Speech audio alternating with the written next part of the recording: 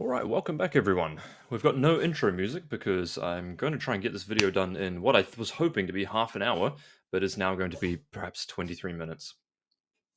Back at you with episode 56, and I thought this time would be doing a different format. So I'll cover a few things of housekeeping before we get started, and then let's jump straight into it. A couple of things of housekeeping. There was a lot of useful feedback with regards to the sisters' review in air quotes. That content, I think, is primarily for myself as well, but it's more of a read along at the same time. Now, a couple of people mentioned that that format is essentially not fantastic because it's very hard to follow as well. So, what a couple of users proposed was it would be a lot easier if perhaps I had a more reviewed or it was more of a second, third, fourth glance rather than an initial take. So let me know what your thoughts on that are. We're going to try and do the opposite here, and I've actually played a few games, so we're going to be discussing the missions. Now, I'm going to be going full presenter mode because I appreciate that this is going to be a highly visual episode. So if you're a podcaster listener, I would advise going to the YouTube channel. And if you're on YouTube, because I always forget this, hit a like, comment, and subscribe, or let me know where you think this will be. Some things will be changing. Let me know what you think about what we're going to be discussing today, actually, because I haven't really settled on it. But I've played a couple of games such that I have a decent kind of opinion of what I overall think here. So without further ado, we're going to be discussing the missions today. So obviously the Pariah mission pack has had quite a few changes to it, and I'm sure I'm going to miss a couple. But in this episode, we're going to be covering the, I guess, pre-game changes. We're going to be covering a couple of the stratagem changes, I suppose. And then we're going to be covering the tactical and fixed missions, and then importantly, the secret missions as well. So as you can see, I've got a map here. Should be able to see this hopefully. This is the Crucible of Battle on the WTC map pack.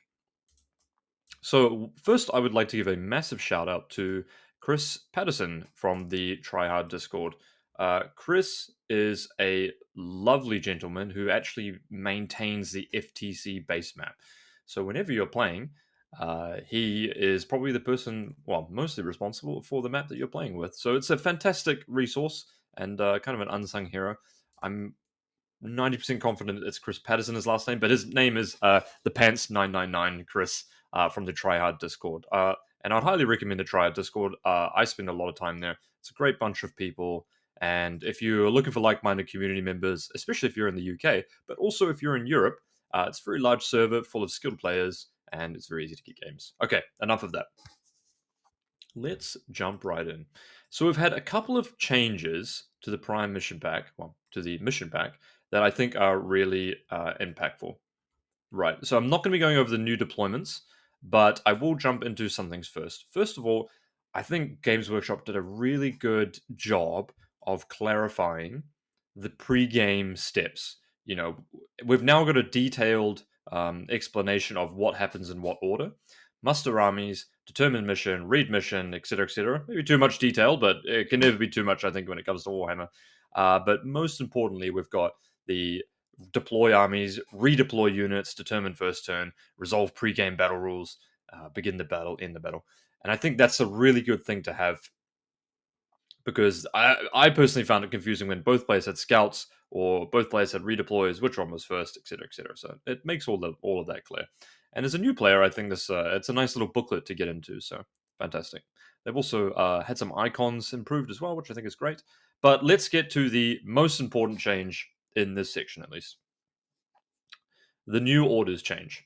Now, I think if you're if you played obviously prior to prior, a bit of a tongue twister there. You're obviously aware that new orders existed. I think if you were, there's two sides of the fence. I think on this one, those who never used new orders and those who used it every game, and probably some people in between. Now, obviously, it depends on which army you're playing and the availability of command points that you have. But I think in the majority of my games, I thought that my opponent didn't new orders enough or aggressively when they should have. I almost use it every single game, and I think it's incredibly powerful. Now, the new orders change doesn't apply to all armies in an even manner. It more dramatically affects armies that have access to a CP gain ability at the start of the game or the start of the command phase. So Leontis, Azrael, the Autakwe Leaper, for example, primarily because if you build a list design where you can new orders 5 turns in a row, then you're going to be looking at effectively 3 cards put back 2, which is, of course, in Magic we call the brainstorm. So you're going to be brainstorming every turn, looking at 3, putting back and keeping 2, and actually discarding the one that you don't want to keep. So it's very, very powerful. And what that can do is create a very, very small differential, or it can create an imbalance in the game, particularly on a mission where perhaps it's very drawish. So in the UKTC, the Crucible of Battle is, I think, probably is the most drawish mission, particularly on priority targets. Now, if you had new orders access every turn and you took tactical, you could filter through all of the tactical duds that you don't get. So I think new orders is really powerful, and I think players that build their list to take advantage of new orders are really, really going to be seeing the benefit here. All right, fantastic. Let's jump straight in. So I don't really know whether I should start with secret missions or whether I should start with the actual missions. So we've had a bit of an update, obviously, and let's just pull out a couple of these. Bring it down as a big update, I think. We've got a couple of things that have missed out as well. So all in all, I think we have two more than we previously had. So in general, it might be 3, but in general, there's an expansion of the number of missions, or the number of fixed or tactical missions. I'm just going to call it missions from here on. The number of missions which you can play throughout the game. Now that's good because New Orders is now being able to use multiple times as well. So it's important that you can have still the opportunity not to draw a card. I believe, off the top of my head, there should be more than 15, for example. Right, so let's get into it. One of the biggest changes I think will affect list design is definitely bring it down. So the way that bring it down has changed is that instead of say you had a regular old, let's bring it up, you've got a hellhound. Right, well your hellhound that would previously have given up 3 points, if I'm not correct, now gives up 2. So immediately off the bat, that's a 30% discount. So if you had a list that had 6 hellhounds in it, you're now giving up 12 instead of 18. I mean, this is a huge, huge buff, and it's definitely a buff for armies like Astra Militarum. But an army that had right on the cusp, or perhaps had 20 to 25, bring it down, is now 18, which is a really tough prospect to go into. So it's very tough prospect to take bring it down now as a fixed secondary, which lends itself more into when you do draw it, you're playing it on tactical. Now, I apologize if the zooming is getting annoying to people. It's a habit I'm going to try and avoid now. You probably will still take it against knight players, and then you might take another one of these fixed secondaries as well. Now, that's a big change. A couple of other big changes, or I would probably say nice to have changes. Oops, jumping everywhere. Is the behind enemy lines change. Now, this is basically if you draw on the first turn, you don't have to score it. Now, it also says you can draw a new card, so you don't have to draw a new one. I believe there is another change for that as well. There is another change somewhere. I think Storm Hostile is you can redraw as well. When drawn, that has a when drawn clause. Engage on all fronts has a not a redraw clause on the first turn. Okay, maybe it's just behind enemy lines, but someone correct me there as well. Yes, yeah, okay, cool. Okay. Oh no, I did find it. Yes, defend stronghold. You can't draw. Awesome, cool. So that's a nice to have, and in combination with that, capture enemy outpost is no longer a secondary card. So I guess that's an interesting game design balance for them, for Games Workshop. I think capture enemy outpost was probably a bit. You either love it or you hate it. I mean, when it goes off, it's fantastic. When it doesn't, it was kind of a dud, right? You know, classically drawn capture enemy outpost, overwhelming force on turn 1 or something, right? Like just 2 complete duds of capture enemy outpost behind enemy lines, something that your army could functionally never do, even if you could charge your opponent turn 1. So I think they've obviously tried to reduce that amount of feels bad if you're taking tactical. Right, so those are the big changes, I think. Now, there's a couple of other changes throughout here that regard secondaries that are no longer in the game, and we're going to get through those. But instead of just analyzing what's not in the game, what I'm going to do is go through every single secondary and maybe give it a plus or minus relative to this row here as to whether or not I think it got better or worse. Cool. So that's the way we're going to sort them. Storm Hostile objective is the same, but it did get a little bit better.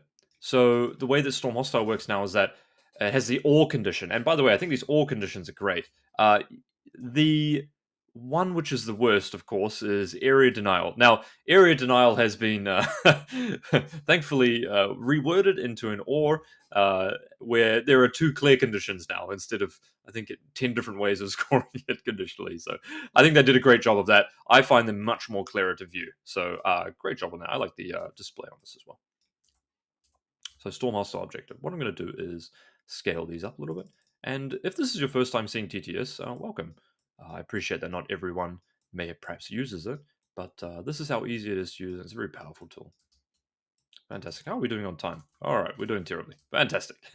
Stormhouse objective. It got better because it has the all condition now. Your opponent did not control any objective markers at the start of the turn, and you control one or more objective markers. So if you table your opponent and draw Storm Hostile, you can still score it, which is good.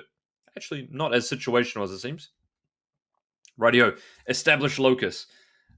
For some reason, they renamed this. I suppose they did the same with one of them in Retrieve Nuckman data. That's the one. They did that in ninth edition, where effectively it was the same thing, but they renamed it. So I'm a bit unsure as why they renamed that one, rather and kept them otherwise the same. But that's a bit of a thing. Established Locus got worse, I think, in my opinion, primarily because the fixed option, which is the primary way that you would play this, is reduced by one VP. So in a game where you may establish Locus or deploy teleport homers 5 turns in a row, you might do 3-3-3-4-4. And now you're doing 2-2-2-4-4, which is minus 3 points, which is math on top made 15 points versus 12 points. So quite a bit of a substantial hit, and I think that's good because deploy teleport homers was, I think, one of the least interactive secondaries, and it was a bit boring. I think fixed play was very strong, particularly in teams, and I'm glad to see that go. Well, not go, but get nerfed. And you have to be within your opponent's deployment zone or within 6 inches of the center of the battlefield. My impression is that that is the same. I will get to actions in a second now that I just realized that actions have changed more importantly. But let's just focus on the missions for now. Cleanse. Cleanse, I believe, is relatively the same, although it got slightly worse. I think you cleanse now tactically for 4 points as opposed to 5 points. So there's no tactical bonus for cleanse as I can see it. I hope I'm not wrong in that there is a tactical bonus in the pre-mission pack. Oh, that's going to be awkward. I'm going to assume that there isn't, but again, please correct me if I'm wrong on that one. So Clean's got slightly worse, and this is a good hit in my opinion. Good job on this one because Cleanse and Homers were one of the more reliable fixed plans, and the ability for some armies, notoriously 6-year Curse cultists taking Cleanse, or some other army taking Cleanse, Horde spam lists, was pretty uninteractive. And I think even just reducing it by 1 VP every turn is quite impactful because it's very unlikely you're going to do 2 objectives in No Man's Land 4-5 times in a game. You're probably winning that game anyway. All right, bring it down as we've discussed. Definitely gotten better. Now, engage on all fronts. This is an interesting one. This one definitely got a lot better, and we're going to jump into the board here and work through this one a little bit. Right, so the way that engage on all fronts got a little bit better was that it's gone back to the old engage on all fronts. So the way that old engage on all fronts used to work in the beginning of 9th edition was that you just had to be wholly within the table quarters. So I'm going to go over here, show engage on all fronts, and as you can see, it's the old one. So then we're going to go show table quarters, and this will be the new engage on all fronts. Now you do have to be outside of 6 of the center, so we're going to put on area denial, and that should be 6 inches. Beautiful. So engage on all fronts, you would have to have been within 3 inches of the battlefield edge, as shown. Now it's just within the battlefield edge, and this changes a lot of angles relative to the terrain set that you're playing on. Now, this is going to be a common theme, I think, for the rest of the missions. That relative to the terrain set, the secondary missions can be very, very strong or very easy to achieve, as I've discovered. So let's say we're playing Crucible of Battle. Well, okay. We've got some units up here waiting to jump on my opponent if they push the objective. I might have my Fuegan over here. He's holding that down, although it's his gun. And I've got a way leaper, maybe that I haven't moved yet, and I've got some units in the back here as well. Now, all it takes for me to score engage is to put my way leaper right here. That's off the terrain, 3 points. All it would be for me to score engage on this side would be to put my Fuegan over here, maybe charge something. Maybe I jump up on here, stick my gun out, melt to someone, charge them, etc. Effectively, why this is important is it's 3 inches easier. But if we look at the previous engageable fronts, this is strikingly obvious this time, I'd have to be right here. Now, the clear difference on this map is such that, well, I'm in the open right here. Whereas now I can be tucked right behind a terrain. Actually, look how aggressive this line right here is. That's the line right here. So the line to score engage for here, defensively speaking, is right here. And then right here. Oh, it's not going to show through there, but you can imagine how different that is compared to this, where it's obviously more or less irrelevant. So engage, I think, is substantially better. And 3/4 for 2 is the same, if I'm not wrong, as it previously was. So engage, a big winner. Assassination. Oh, there is a tactical bonus, as I can now see. Fantastic. The more you learn. Obviously, previously in my games I played on the PDF version of these, so it's nice to have the full cards. Okay, so let's look at assassination because I haven't read this one through, but I can see immediately that it says character model is destroyed if you take fixed, and it does say tactical is character units. So that's interesting, isn't it? So they've kept this distinction, and I take it there's probably a good reason behind this, but assassination, based on what I can see right here, more or less the same, so we'll leave that one in the middle. Behind enemy lines. Behind enemy lines got slightly better, primarily because now you can redraw it on turn 1. However, it is more or less the same. Unless I'm wrong. It is more or less the same. Cull the Horde, this is one of the new ones. I'm going to leave this where it is in its position. Now, Cull the Horde, when you think Green Tide, you think, well, that's quite good. But I actually think Cull the Horde is quite bad for the most part. Let's say you play against Green Tide. You're going to take Cull the Horde. You need to destroy an entire boy unit to get 5 points. You could take Cull the Horde Assassination, which would probably be a good pick. However, the chance that you table 100 boys with Cull the Horde and your opponent knows that you have Cull the Horde, it's pretty unlikely, I think. So I'm actually quite low on Cull the Horde. I don't actually think it's that great of a secondary. I think 20 is actually too high of a unit cap. Now, I understand that you can attach leaders and whatnot like that now. However, I think 20 is just a little bit too high. I think it's going to be very hard to score. And okay, well, this is good because I hadn't read this before. But when drawn, if there are no enemy units on the battlefield that satisfy the conditions, you can redraw the secondary card. So it's a nice one because this is kind of capture the enemy outpost level of difficulty to achieve. However, it is interesting that there is some design philosophy in the sense that perhaps there are some dud draws, so to speak, in air quotes, in the mission pack, such that you have to avoid certain list building decisions. So maybe I wouldn't take a 20-man because Cull the Horde exists, and it becomes a dead draw for my opponent. The Necron 18 Wraithless was very good at denying kill secondaries. All right, recover assets. Now, this is the new one. Oh, one of the new ones. And I think this one is quite strong. I think this is most likely the replacement of deploy teleport homers. Now, you do have to do an action, and you can't do it, and if you have 2 or fewer units, basically if you can't do it, you can redraw it. Now, it is slightly different from deploy teleport homers. Okay, let's read through it. Basically, you have a unit in no man's land, and you have a unit in your deployment zone, and you do an action, so to speak. You have to survive to the end of your opponent's turn. If you do an action in 2 quarters, or 2 battlefield sides, 2 areas, you then get 3 points. If you do 3 areas, you get 6 victory points. So, let's go back through what I was talking about before. Well, I think the most obvious answer here becomes, well, my Autarch Wayleaper now just stands right here. Oh, fantastic. Well, I'm going to recover some assets, my good friend. And I think I'll recover some assets over here.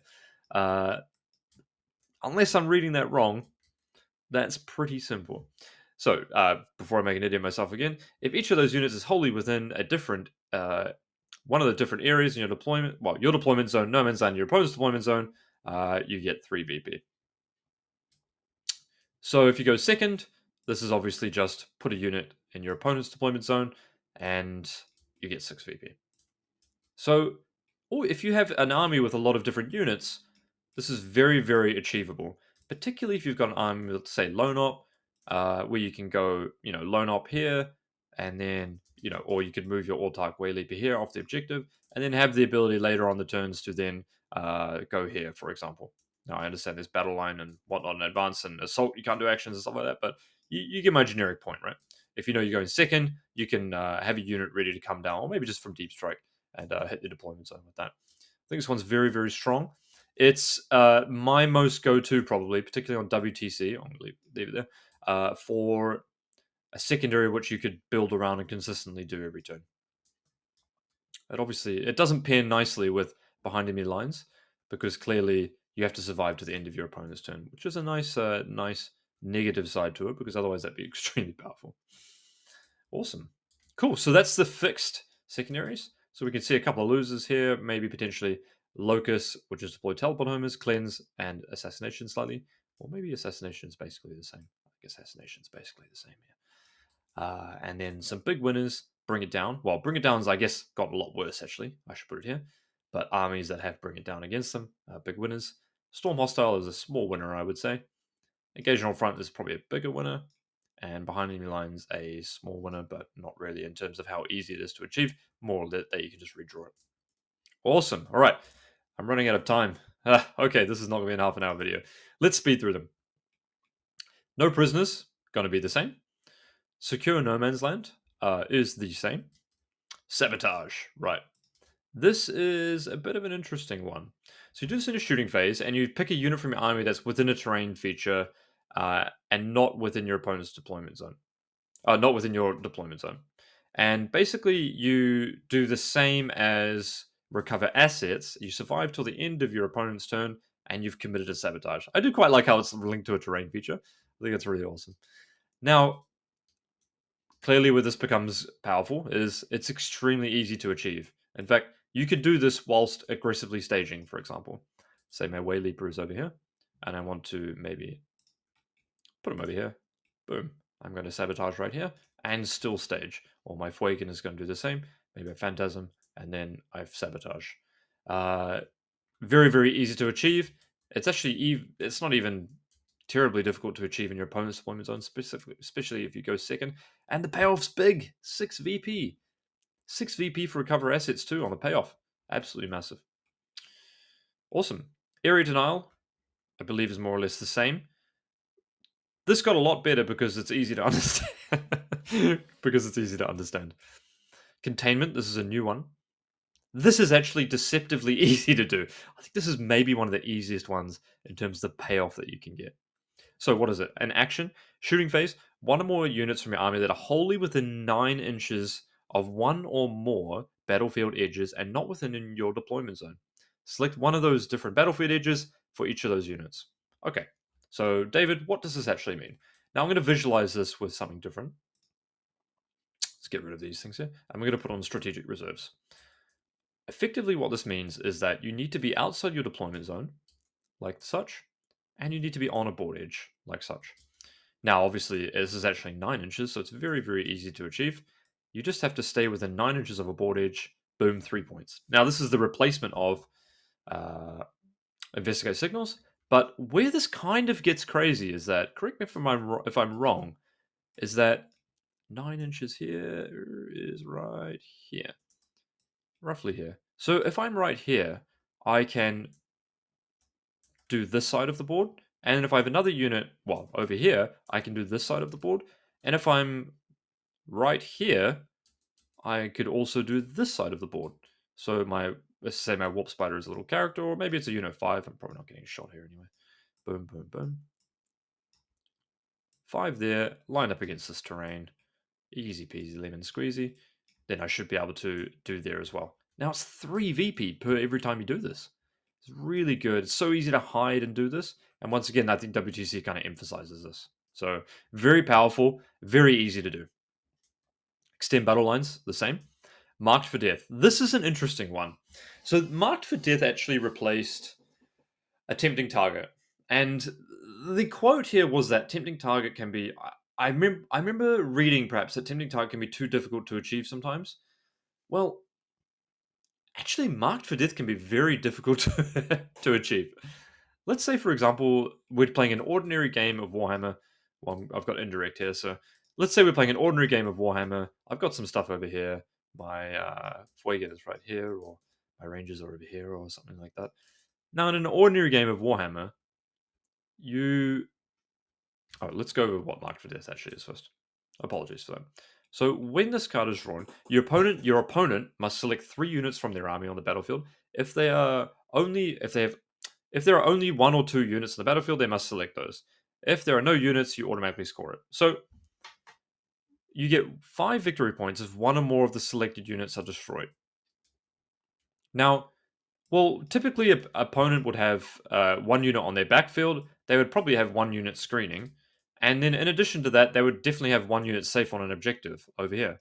So you draw this card, and your opponent goes, well, I'll pick the 1 unit on my home field, the 1 unit safe, and my unit that's behind a wall, or my other unit that's behind a wall, or perhaps my All-Type Way Leaper that just did sabotage that is behind a wall. So I think this is actually very difficult to achieve. Indirect fire obviously helps with this, but I think this is more difficult to achieve than tempting target actually was in a lot of circumstances. So it's a tough one. I think this is a very very tough one to pull off. So I'm pretty low on it actually. Overwhelming force is the same, and defend stronghold is the same. Right, so that's the missions. Hopefully, I've kind of clarified relative to the terrain set how you can do a couple of these and see kind of where the strengths are there. All right, but let's go on to secret missions. So secret missions are really, really important. Let me give me 1 second. I just have to fire off a thing. I'm going to be 10 minutes late. Awesome. So secret missions are a huge change, in my opinion, to the way in which we play Warhammer. Effectively, for 9th and 10th edition, we have had 2 ways of scoring points. We've had secondaries and we've had primary. Now, I understand we've had gambits, but I've literally never done a gambit, so I'm going to say that they're useless. Now we have a legitimately very viable way of scoring points outside of those 2 arenas. Now, I understand that this is primary points, but just go with me here for a second. What you do is on turn 3, you decide whether or not you're going to elect to do a secret mission. Now, I've got the 4 secret missions here. What this does, though, and I think Games Workshop have really missed the mark on this one crucial point. The secret mission caps your primary at 20, and then it adds 20 primary on top of that. What it doesn't do is it doesn't stop you from scoring primary on turns 4 and 5. Now, what that means is, let's go over here and we're going to go to the scoreboard. Let's say, for example, we play a typical game. Let's say I'm playing against an army that wants to deny my primary. So on turn 1, let's say I get 4 points of primary. Turn 2, I get 4 points of primary. My opponent is dominating this area. They're going first, so they're putting things onto this marker, so I can't hold this marker. They've got lots of stuff there. They're scoring 8s, 8s, 8s. They get 8 points on their first. Well, it doesn't really matter what they score. 8 points on their second. They get 8 points on their third, and then I keep them to a 4 on their fifth. This is a pretty typical game, I think. I get 4 points here against the pressure army, and then I get 12 points at the end here. Now you see this is 34 points. Well, it's not 34 points of primary. It's 24 points of primary. What happens is on turn 3, you evaluate the game and you say, is it better for me to elect a secret mission or not? Now, back to my point about being uncapped, what this means is that you can still score 4 and then 8 here, despite still doing the secret mission. So despite embarking on a secret mission on turn 3, you can still score the primary for your subsequent turns. Now, I really hope I didn't misread this one, because I'm going to go on a bit of a tangent. This is absolutely massive.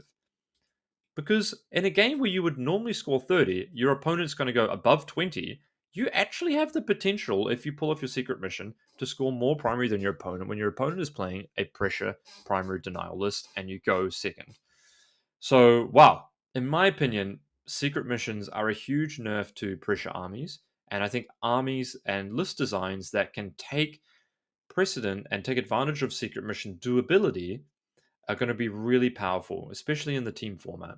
I think it's going to be very common in games in general. I think 50% of games, either one player will probably do a secret mission. And in fact, it will probably make sense to do them. So what happens is on turn three, you kind of sit down and you evaluate how much primary am I going to get. Well, you go to the board, right? You go turn three, you go, well, I'm going to hold this one probably forever. They're not going to break this one.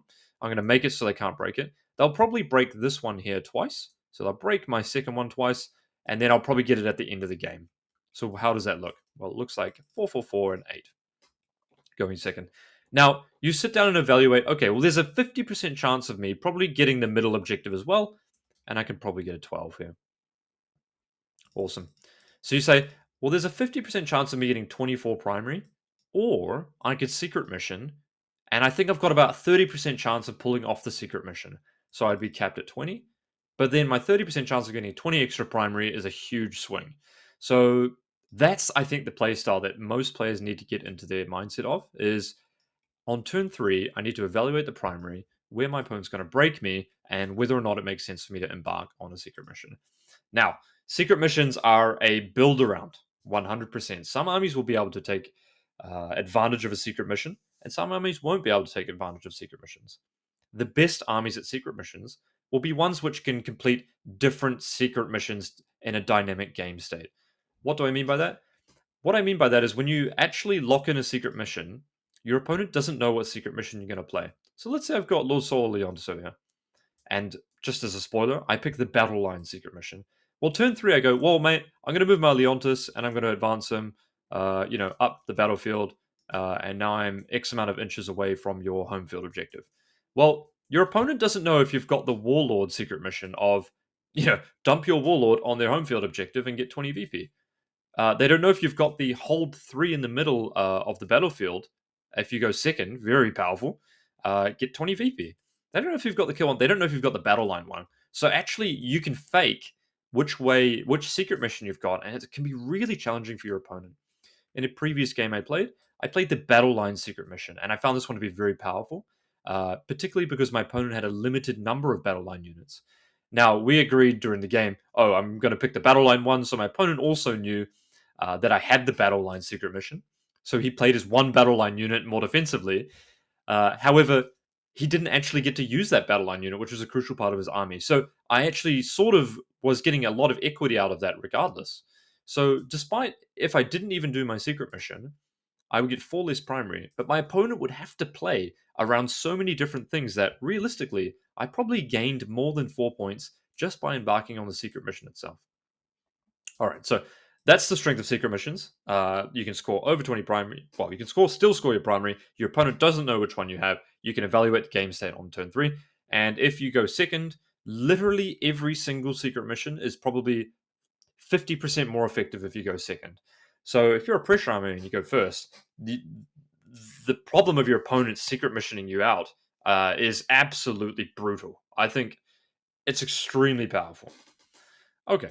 So, what are some of the good ones? Well, I think the battle line one is very good. If your opponent doesn't have battle line units, it's very, very accomplishable, and your opponent has to play around them.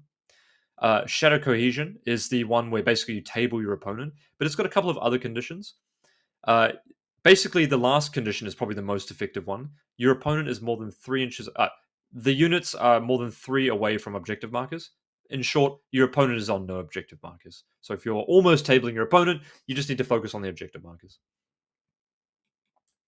The next one is put your Warlord on their home field objective. Well, surprisingly, that's not too hard if you can triple move Magnus and still shoot. So, Thousand Suns, I think, is a big winner for that one. But I also think that it's definitely one that you can, entice your opponent to have to play around by the way that you're playing and going through the board. And then the last one is hold three that markers that are not within your deployment zone. Now, a lot of people, and including myself when I read this, was, oh, it's 3 in the middle that you have to hold. Well, no, it's 1, 2, and 3. You don't have to hold it. It excludes your home field objective, but you can hold your opponent's objective as well. So in Crucible of Battle, for example, let's say you push up here and you got end of turn, you're pushing your army through here, and then you've got something on here. So let's say, for example, you're pushing your army across here, This is a pretty typical play pattern, I think, for this map. You're pushing into here, you're breaking in here. Turn 5, you've got a little unit that can skirmish onto there. You're already holding this one. And actually, to get a unit that was previously probably here or here in this safe haven onto here is very simple. So then you would probably hold 3. Really good. And if you go second, your opponent has I mean, yeah, if you go second, your opponent doesn't know if you've taken this. They don't know if you've taken the battle line one. So are they going, bugger, am I going to, make a decision if I'm going to think they went for the hold 3 or battle line or warlord, or they're not be on objectives? It's really, really tough, I think, especially if you go first against secret missions. All right, so there we go. That was my kind of brief review of the missions. I think if you're a smart player, you're going to look at which armies can take advantage of these, particularly in a team format. In singles, yes, secret missioning your opponent out is going to be good, but in a team format, it's going to be a very easy way to create a lower differential, I think, rather than against those armies that should be scoring higher differentials by design and list design. And if you're designing a list, you might need to have more battle line. You might need to have more objective control, etc., etc. There we go. Hope this has been helpful. I'm about to go play a game as well, and yeah, hope you guys enjoyed. Once again, leave some feedback, greatly appreciated. And this was episode 56. David signing out. See you guys.